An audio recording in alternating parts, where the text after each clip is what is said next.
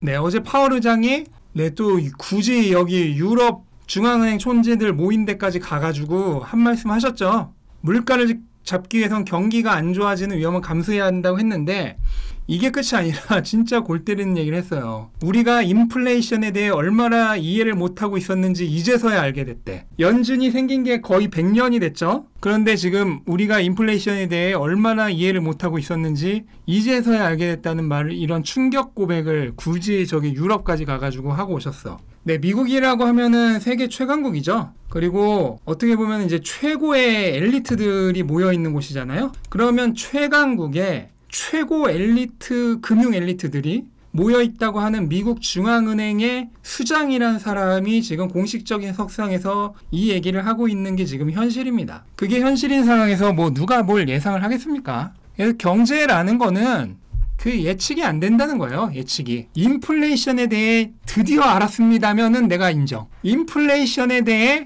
얼마나 몰랐는지를 알았습니다. 인플레이션에 대해 이제는 알았다가 아니라 얼마나 모르고 있었는지를 이제야 알았다는 거예요. 이게 더 골 때리는 거예요. 답을 안 게 아니라 무지하다는 걸 이제 한 거야. 그게 현실이에요. 그래서 지금 이제 뭐 파월도 얘기했는데 물가가 우선이고, 그러니까 금리 올리겠다는 거죠. 경기 침체 오더라도 경기가 안 좋아지는 위험은 감수해야 한다라고 얘기를 했어요. 그래서 이제 경기 침체가 올 거라는 게 이제 공포인 거죠. 지금 이렇게까지 시장이 안 좋은 게, 이렇게까지 20% 지금 1970년 이후, 심지어 오늘 하락하면 1970년도 능가할 정도로 시장이 안 좋은 게 40년 내 최고 물가, 그리고 난 자이언트 스텝이란 말은 들어본 적도 없어요. 제가 뭐 주식을 뭐 수십 년 한 사람은 아니고 기껏해야 십몇 년 한 사람이긴 하지만 나는 십몇 년 하면서 자이언트 스텝이란 말은 난 들어본 적도 없어. 거기에 뭐 세계 최강국 중 하나인 러시아가 전쟁을 일으키지 않나. 거의 뭐 100년에 한 번 스페인 독감 이후급의 팬데믹인 코로나에 거기에 경기 침체 위협까지, 이게 정말 전방위적으로 겹치면서 지금 이 사단이 난 겁니다. 사실 이렇게 엄청난 것들이 5개나 그 콤보로 올 정도인데 20%면은 좀 좋은 말로 하면은 선방한 수준이에요. 기초튼튼님이 말씀하시는데 막상 경기 침체 확정되면 오르나요? 라고 했는데 뭐 뒤에서도 좀 얘기할 거지만 저는 그럴 가능성도 있다고 생각을 합니다. 왜 그런지는 뒤에서 얘기하도록 하고, 그래서 경기 침체가 지금 1분기가 확정 수치가 어젠가 그젠가 나왔죠. 마이너스 1.6% 성장, GDP, 미국. 그게 이제 인플레이션 반영한 실질 성장률을 얘기하는 거예요. 이게 지난 4분기에는, 작년 4분기에는 6.9%가 그랬는데, 그게 이제 성장률이 마이너스 1.6%로 마이너스 역성장을 했어요. 그래서 이게 이제 2분기 연속으로 침체를 하면은, 그거는 경기 침체라고 우리가 부르죠. 그래서 1분기는 이미 마이너스 성장을 했고 2분기도 역성장 나면은 경기 침체가 확정입니다. 근데 뭐 사실 이것도 기준이 애매모호해요. 지금 이것도 S&P도 20% 하락하면 그때부터 약세장이거든요. 그런데 이것도 애매한 게, 그러면 뭐 19.8% 하락하면 약세장 아니야? 20.2% 하락하면 그거는 약세장인가? 애매하잖아요. 그럼 만약에 2분기에 경제 성장률이 플러스 0.2% 떴어. 그러면 그거는 경기 침체 아닌가? 그럼 연속 2분기니까 그 다음 분기에는 마이너스 2%야. 그래도 연속 2분기는 아니니까 그러면 경기 침체 아닌가? 애매한 거죠.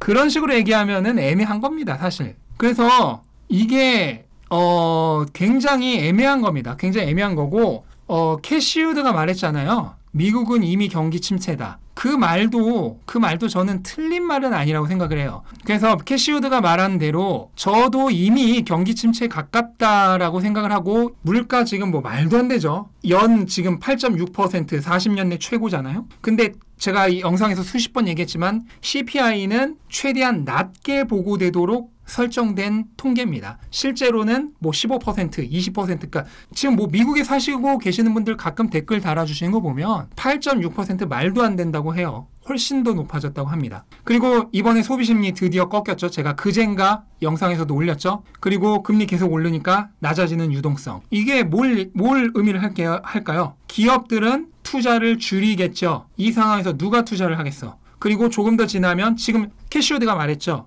재고 수준이 자기가 커리어를 시작한 30년, 40년 내 최고다라고. 그 얘기는 재고가 계속해서 늘고 있습니다. 소비 심리는 줄어들고. 그러면 조만간 생산도 줄일 겁니다.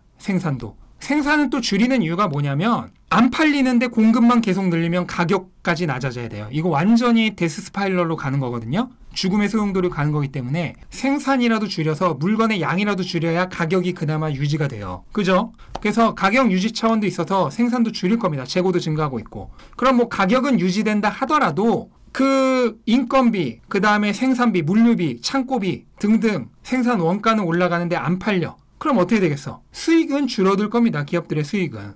그러면 조만간 어떻게 되냐면 지금은 완전 고용에 가까운 상태죠. 미국 실업률이 4% 그 정도의 완전 고용에 가까운 상태인데 기업들의 수익성이 줄어들면 해고가 결국 늘 겁니다. 그리고 실업률은 올라갈 거예요. 그리고 그게 이제 지금부터 서서히 진행되기 시작할 겁니다. 그러면 이게 진행된다고 해서 시장이 지금보다 더 나빠질 것이냐? 그거는 쉽게 예상하기 힘듭니다. 앞에서 한 분이 말씀을 주셨지만 오히려 경기 침체 확정되면 그 다음부터 오르는 거 아니냐 그런 말씀도 하시는데 뭐 그건 몰라요. 모르는데 확실한 거는 시장은 늘 미래를 반영합니다. 시장은 지금이 아니라 미래를 반영해요. 뭔 말이냐면 최악의 상황이 오면 오히려 그때가 바닥이 될 수도 있어요. 그러니까 최악의 상황이 오면 아 망했다 이제 더 내려가는 게 거 아니냐가 아니라 최악은 말 그대로 진짜 더 갈 데가 없는 최악이잖아요. 가장 나쁜 상태니까 최고 최자를 붙여서 최악이잖아요. 그러니까 그 다음부터는 이제 좋아질 일만 남았다는 거예요. 최악은. 그러면 좋아질 일만 남으면 시장은 미래를 반영하기 때문에 오히려 그때가 바닥이 될 수도 있습니다. 물론 그 상황이 경기 침체가 확정되는 순간이 최악이라고 장담은 할 수 없기 때문에 예상은 불가능하지만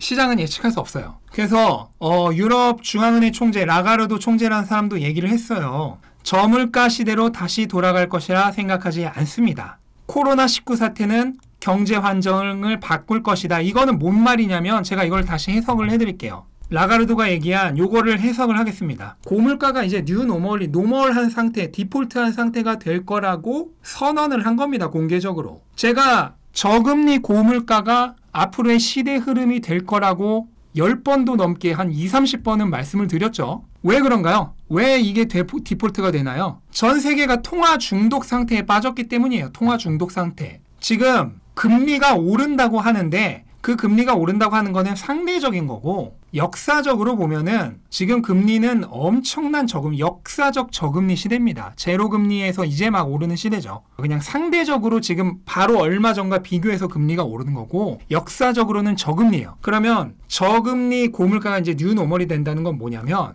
통화량을 엄청나게 증가시켰어요. 통화량이 말도 안 되게 증가했습니다. 금융위기가 일어나기 직전이었던 2006년 당시 미국 재무부의 부채가 10조 달러가 안 됐어요. 8조 달러인가 9조 달러인가 그랬어요. 근데 지금 30조 달러를 넘어가고 있죠. 불과 10몇 년 만에 미국 재무부의 부채가 3배가 넘게 올렸어요. 이 얘기는 뭔 말이에요? 어마어마하게 돈을 뿌렸다는 거예요. 2020년에 팬데믹이 일어나고 나서 불과 양적 완화를 하는 2년 동안 통화량이 무려 41% 증가했습니다. 그동안 있었던 모든 달러의 거의 반에 해당하는 양이 단 2년 만에 새로 발행됐다고요.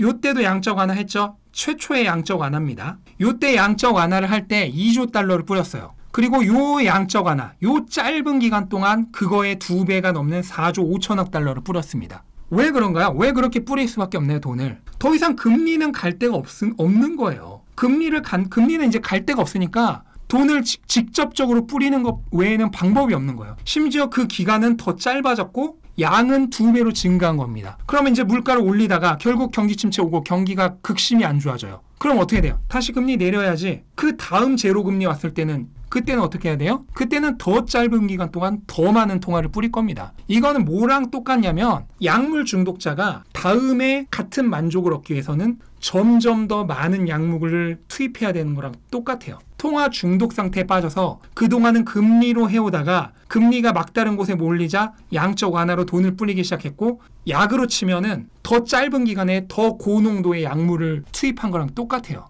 다음에는 더 심해질 겁니다. 이거 제가 영상으로 10번도 넘게 말씀을 드렸죠. 그래서 앞으로는 이 사람이 직접 고백한 대로 고물가가 뉴노멀이 될 거예요. 뉴노멀이. 파월도 얘기했듯이 경기 침체는 옵니다.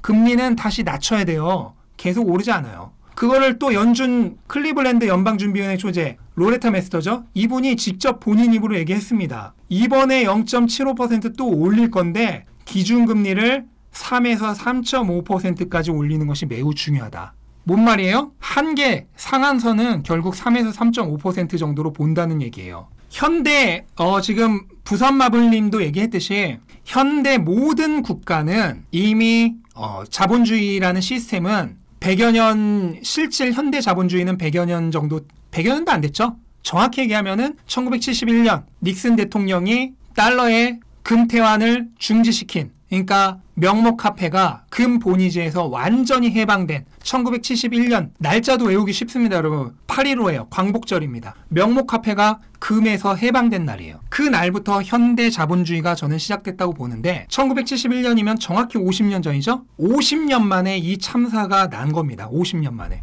여기서부터 시작을 해서 날개 돋친 듯이 물가가 오르니까 금본위제에서 해방되면서 결국 1980년대 엄청나게 금리를 올려서 억지로 잡아놨는데 그 이후부터는 끊임없이 통화 중독 상태에 빠져서 낮출 수밖에 없었습니다. 그러다가 지금까지 온 거예요. 겨우 50년 걸렸습니다. 겨우 50년. 1971년부터 2022년까지 50년 만에 여기서부터 여기까지 온 겁니다. 그래서 자기 입으로 얘기를 했어요. 3에서 3.5%.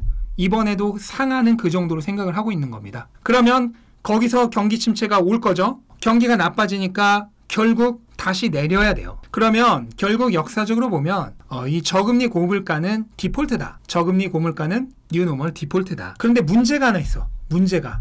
러시아 전쟁이 어떻게 보면 가장 주요했죠. 러시아 전쟁이 일어나면서 러시아는 유럽 천연가스의 40%를 장담할 정도로 에너지에 굉장히 중요한 나라고 그 다음에 우크라이나와 러시아가 밀 생산에 굉장히 중요한 나라죠. 그래서 이 두 나라 간의 갈등으로 인해서 식품과 에너지 가격이 공급 제한과 또 유럽이 자발적으로 수입 안에 있다는 얘기를 하면서 지금 식품과 에너지 가격은 금리랑 상관이 없이 안 잡힐 가능성이 굉장히 커요. 원래는 금리를 올리면은 물가가 잡혀야 정상이잖아요. 근데 이 전쟁 악재 때문에 식품과 에너지 가격은 금리를 올려도 안 잡힐 가능성이 커요. 근데 이 식품과 에너지 가격이 물가에서 굉장히 중요한 역할을 하잖아요. 그래서 지난달에 8.6% 물가가 올랐는데 이 식품과 에너지 가격은 변동성이 굉장히 크기 때문에 이 두 가지를 제외한 물가를 이제 코어 CPI, 근원 CPI, 핵심 CPI라고 얘기를 해요. 그걸 얘기하는데 금리를 올려도 물가가 안 잡히면 결국은 어떤 선택을 할 거냐면 이제부터는 코어 CPI로 얘기를 합시다. 왜냐하면 에너지와 식품 가격은 금리 올려도 안 잡히니까. 그러니까 이제부터 우리는 코어 CPI로 보겠다. 저는 이런 얘기를 결국 하게 되는 추세로 갈 거라고 봅니다. 전쟁이 빠른 시기 안에 끝나지 않으면. 이 얘기를 결국 할 거라고 봐요. 그래서 그렇게 되면 어떻게 되냐. 요거 말고 식품과 에너지를 제외한 코어 CPI 기준으로 근원 2% 지금 연준의 목표 물가 2%죠. 된다 아니에요. 될 수도. 된다 아닙니다. 될 수도. 오해하지 마세요. 저는 그렇게 될 거라고 봐요. 저는. 근데 이거는 저희 추론이니까. 그리고 고물가가 뉴노멀이 되면 어떻게 되냐면은 2%가 이제 목표라기보다는 다시 금리 내리는 기준점이 될 수도 있어요. 이것도 마찬가지 될 수도입니다. 될 수도.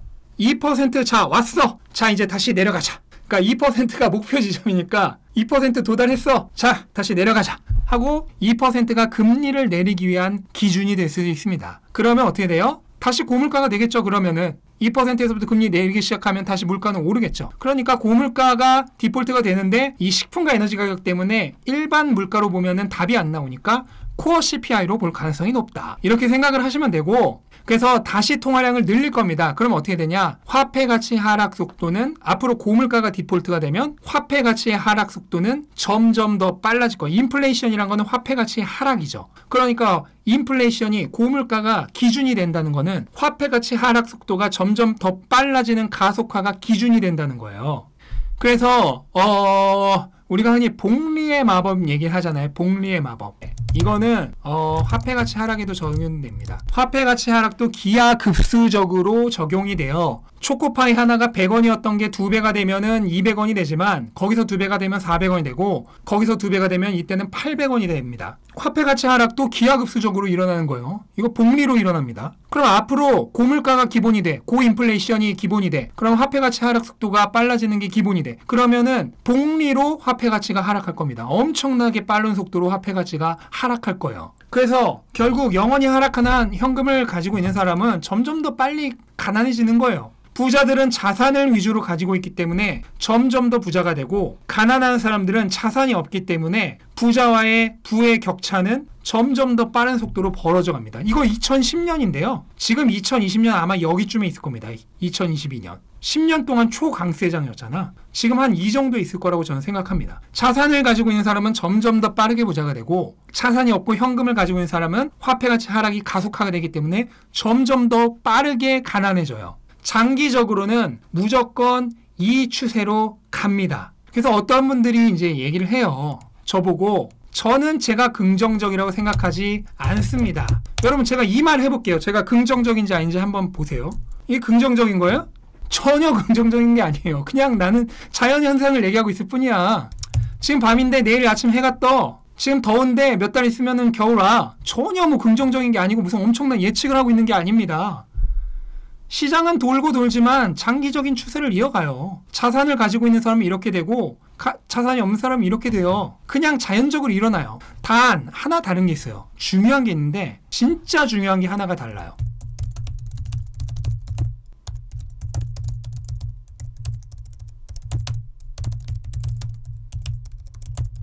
시장과 경제는 그때를 모른다. 그때를 모르니까 세계 최고의 금융 엘리트라는 파월이 우리가 인플레이션에 대해 얼마나 이해를 못하고 있었는지 이제서야 알게 됐습니다 같은 얘기를 한다. 계절은 언제 봄이고 언제 겨울인지 알아요. 해는 몇 시에 뜨고 몇 시에 지는지 알지만 시장과 경제는 절대 몰라요. 세계 최고의 금융 엘리트라는 사람도 그 소리를 하고 있어요. 그러니까 예측하려고 하지 말고 장기 추세를 바라야 합니다. 동전 던지기에 걸지 말고 이미 일어난 미래에 거세요. 이미 일어난 미래. 100%를 일어난 미래. 뭐죠? 화폐 가치 하락이 가속화될 것. 그리고 복리의 마법은 화폐 가치 하락에도 적용되기 때문에 화폐 가치 하락도 기하급수적으로 일어날 거. 이게 이미 일어난 유일한 미래니까 여기에 거세요. 다른 건 전부 다 오늘 오르고 내일 낼지 모르는 동전 던지기에 거는 트레이딩입니다.